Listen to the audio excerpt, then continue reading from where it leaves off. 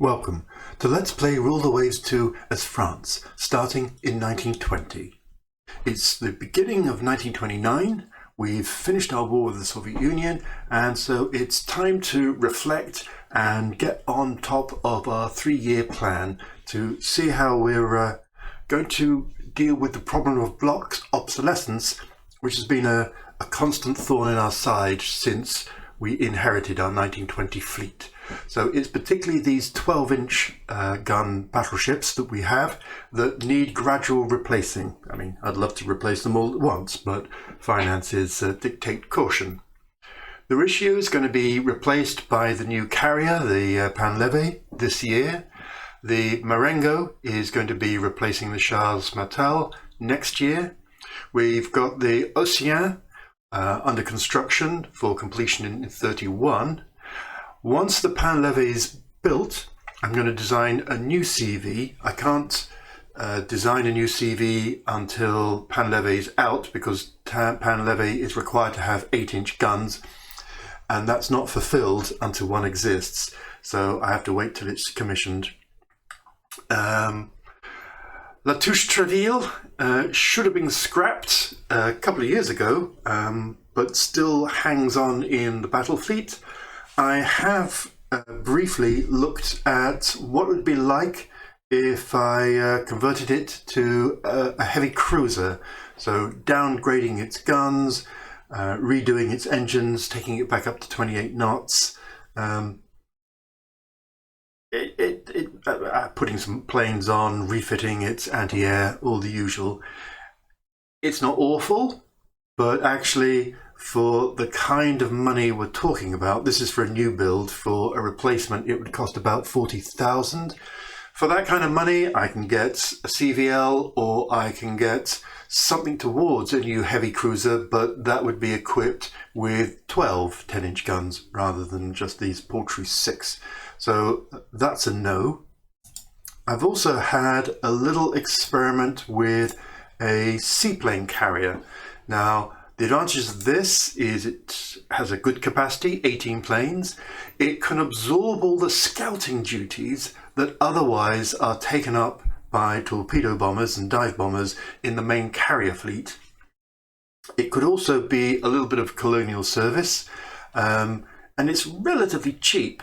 So it's half the price of a CVL, or a quarter the price of a fleet carrier.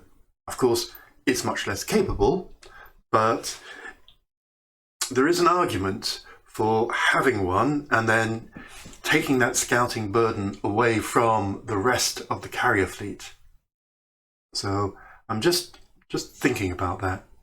Be interested to hear your opinions. I've always wanted to get seaplane carriers into the fleet and doing something useful, and I've never quite managed it. And I've seen threads in the forums about seaplane tenders as raiders or cruiser seaplane tender hybrids and stuff like that, but it's never really quite worked for me.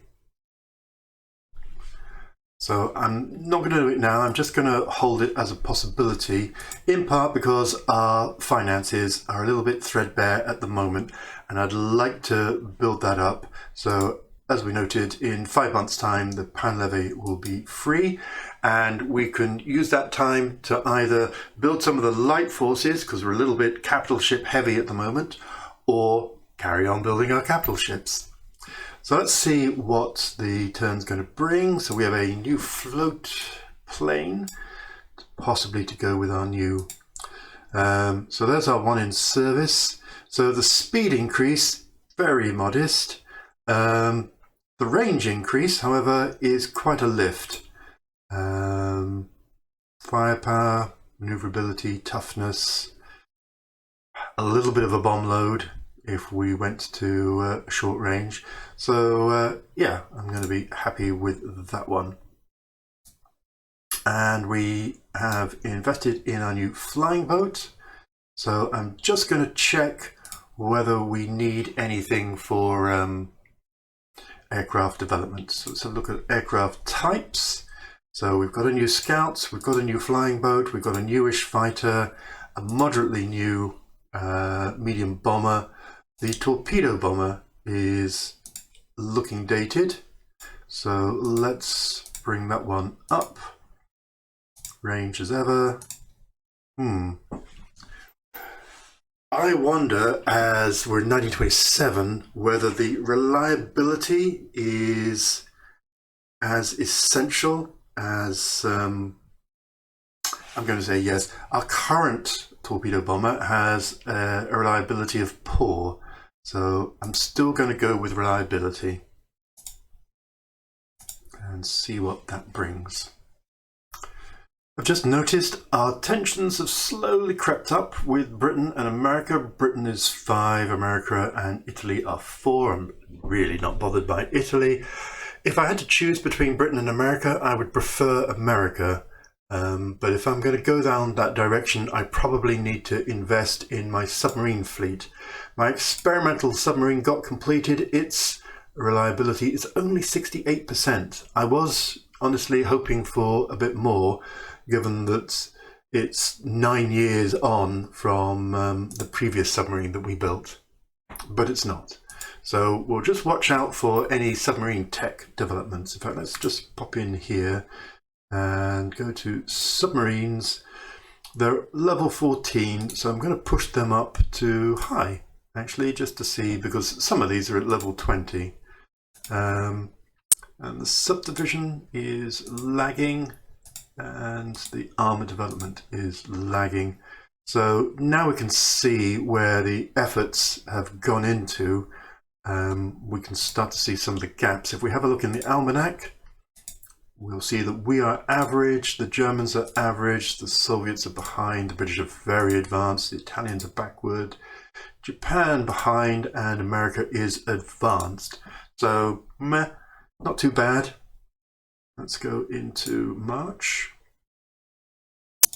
Setbacks, new medium bomber. So here's our current. So quite a bit faster, actually, and quite a bit rangier. So, and quite a bit more heavy bomb load. So yes, and yes. Thank you.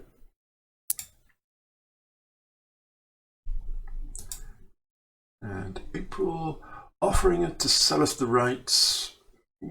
Yeah, let's buy it. I know our development isn't super great. Unexpected advances in torpedoes, well, we do like that.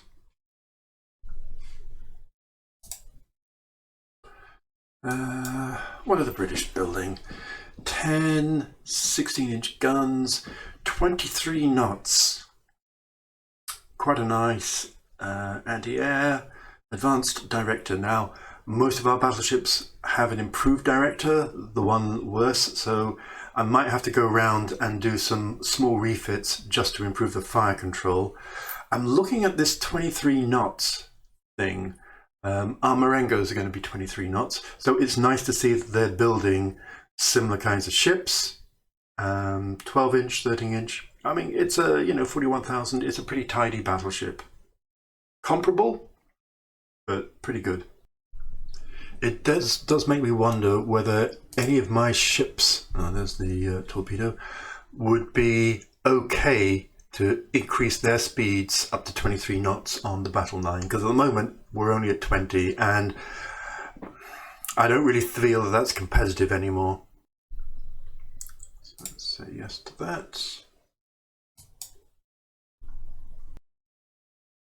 So I've had a little look at some of the ships. So here is the Corsair, my revised 16-inch gun battleship, and it would cost 24,000 to rebuild it. That's 1,700 or 3,400 for the pair, and to take them up to 23 knots, revise their anti-aircraft, artillery, and improve their director. I'd need to take down the secondary from 20 down to 18 to fit it all in.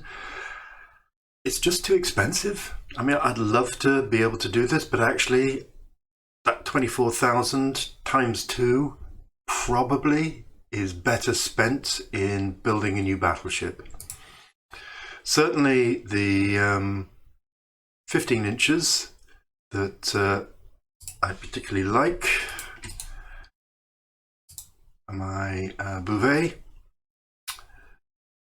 They should have been 24 knots, but due to a classic attack of Frenchness, they've only achieved 20 knots.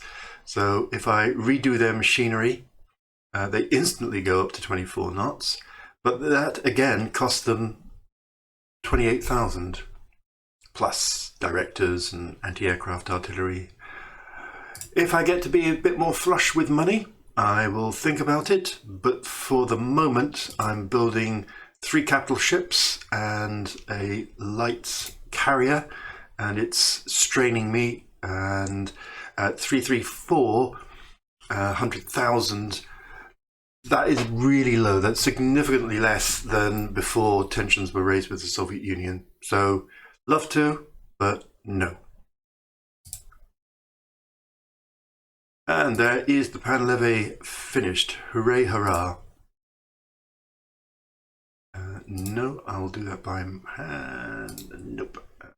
Let's just say no to all of that.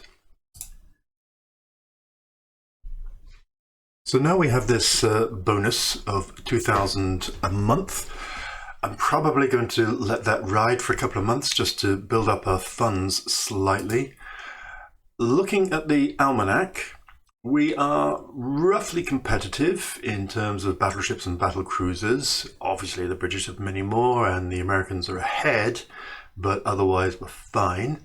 We are the leaders in aviation with the first full fleet carrier, a couple of light carriers and another building.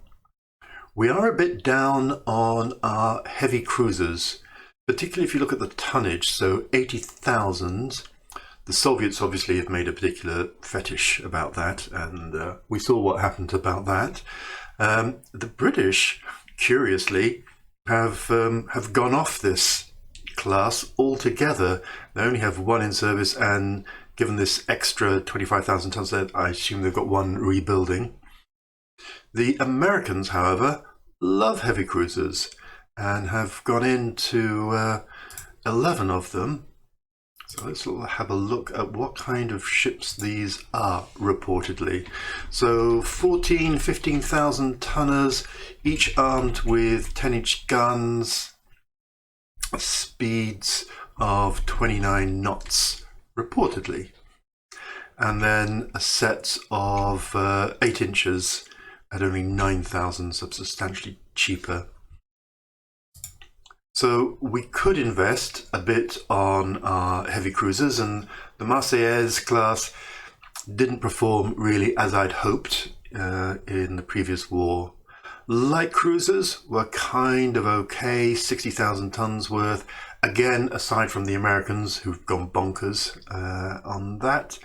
The destroyers, 47,000, again pretty comparable except for the Americans. Americans have really concentrated on their light forces. Corvettes, absolutely fine. Submarines were well down compared to a number of others, and they're quite old. So I certainly could invest in the heavy cruisers and in the submarines, and possibly in the light cruisers too. But as I say, I'm going to let this run. One of our minor allies in the Balkans. Of course we're going to back our ally. Who wouldn't?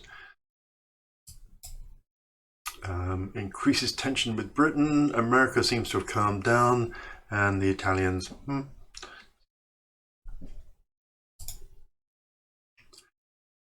The new cruiser from Britain has just arrived.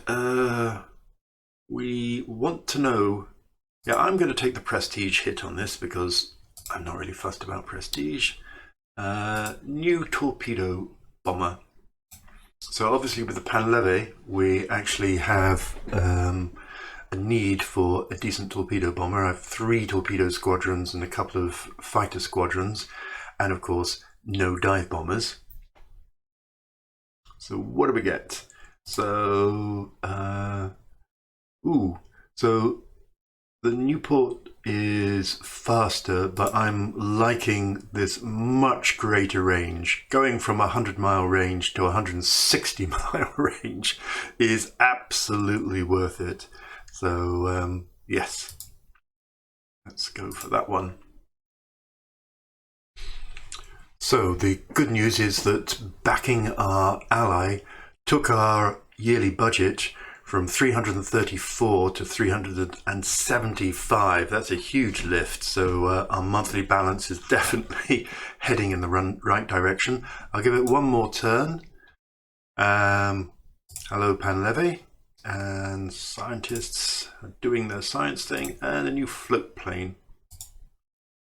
I'm just going to go to aircraft types and have a quick look at what we might need. So I'm pretty happy with our aeroplanes. We have a new torpedo under development, torpedo bomber. We have a new medium bomber under development. We've got a new float plane that is going to start production.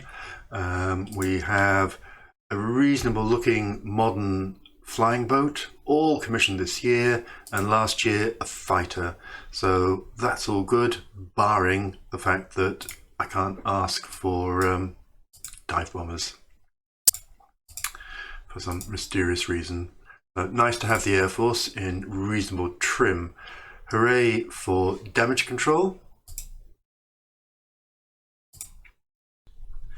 If you remember, that was one of the research areas that was lagging behind, and we've turned the taps on. So nice to see that having an impact. Okay, our funds have got to 22,000, so time to get our ship design boots on and see what we can do for our heavy cruiser gap. See what it's going to offer us. It's going to offer us a battle cruiser. Ho hum, let's try that one again. Nope, still wants to give us a battle cruiser.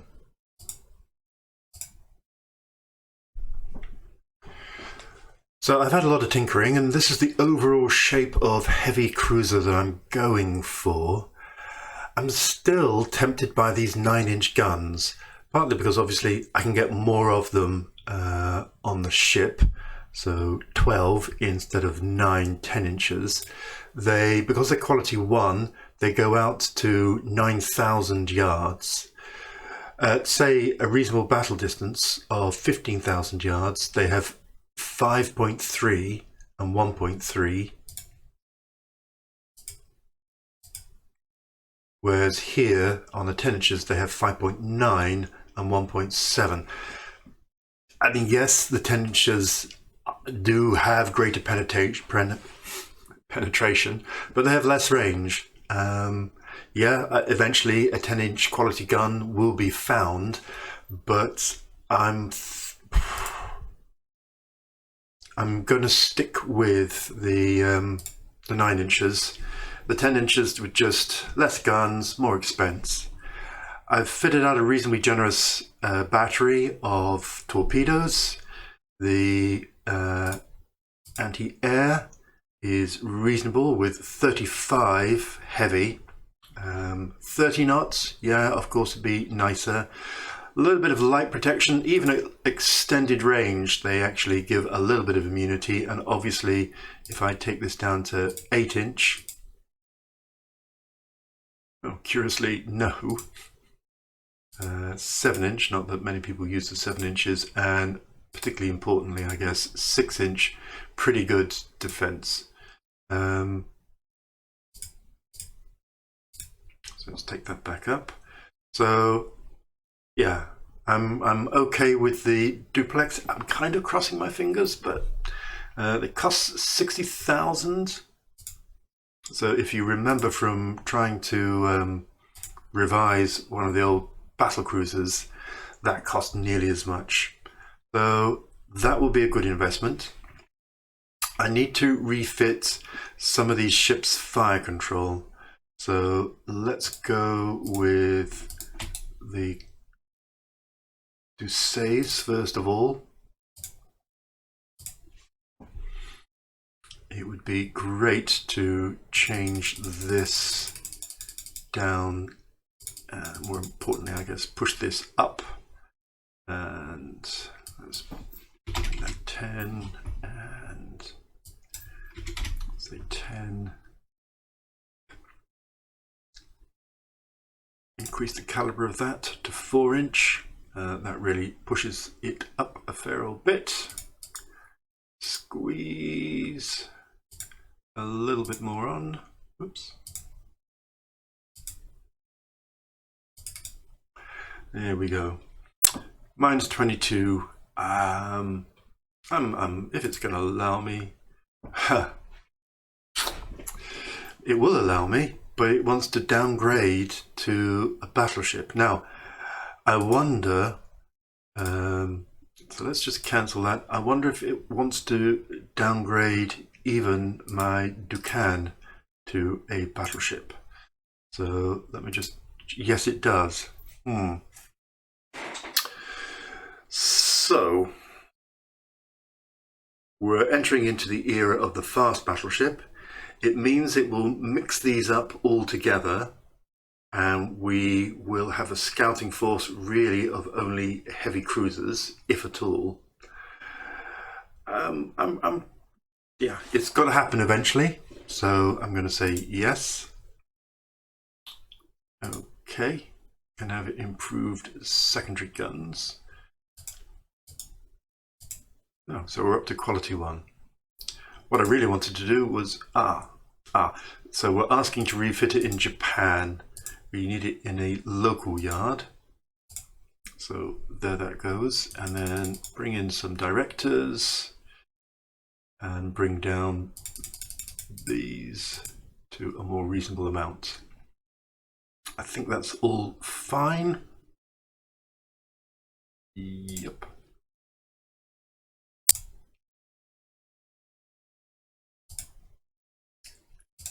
So get that refitted. Go back to the Doucets and do the same.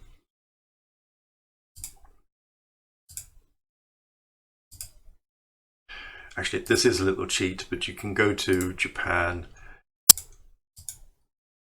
increase it to quality 1, and then go back to the local, where in the local, I don't think that's available.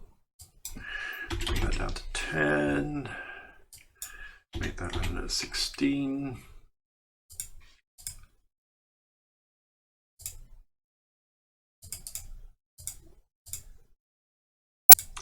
There we go. Slightly overweight, which I can live with. So that's, no, aside from the lack of any fire control system whatsoever. Yes, and okay. Yep. Then definitely we want our bouvettes rebuilt. Again, with an improved director. Send them to Japan. Increase the quality there. Go back to the local yard. I mean, in my mind, we're importing high quality Japanese guns. And I'm sticking with that story.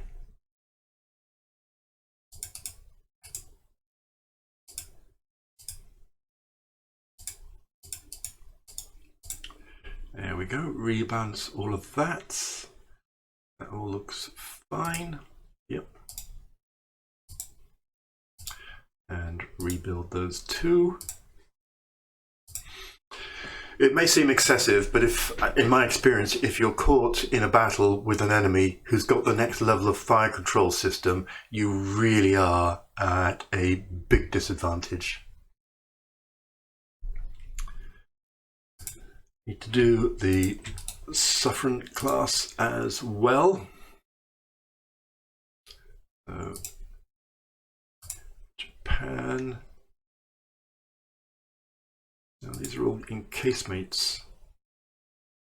So these need to be doubled. Director. Why is that not letting me? Oh, because Japan probably.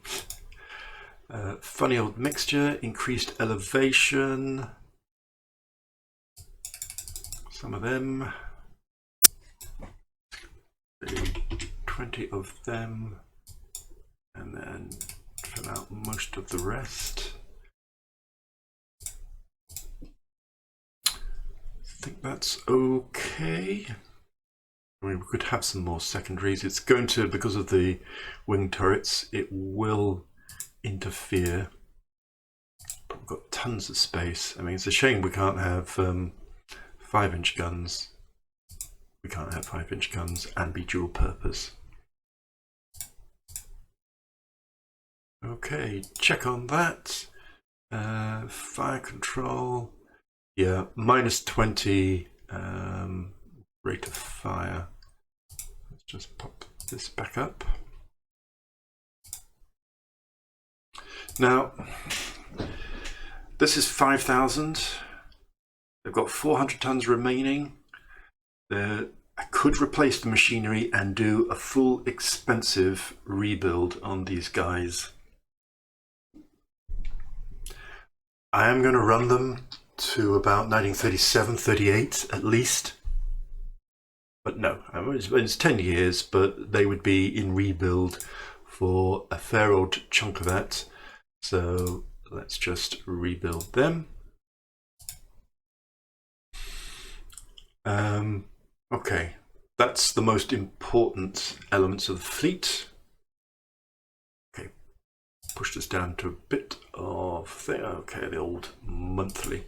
So let's push some of these out of mothball. Let's go to mothball and see what we are doing.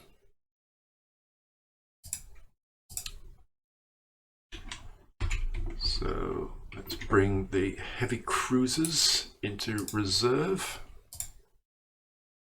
See if that's enough. And it is. Okay, great. Strong arms industry. I don't even have to read the rest. Of course we want a strong arms industry.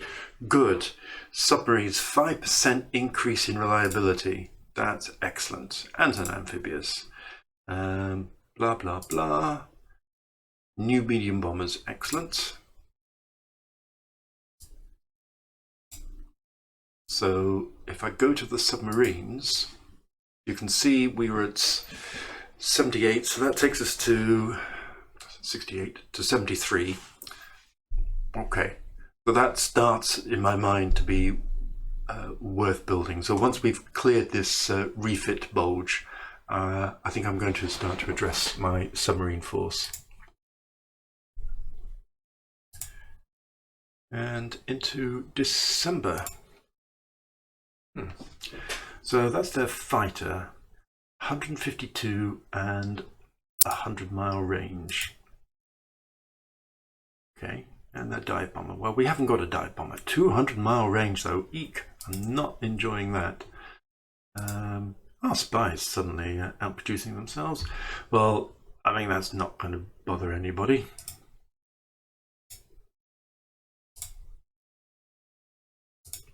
So let's just go to our planes and have a look at fighters. So that American was 152. We are 154. And slightly better range. Actually, significantly better range. So, meh, not interested. So that's it for 1929. Obviously, I've had a slight rush of blood to the head in terms of all of these rebuilds. So that's going to delay the duplex coming along. The rest, a couple more months to go. Let's have a look at the year in review. So here we are for the summary of the year. Obviously, I've had this rush of blood to the head in these refits.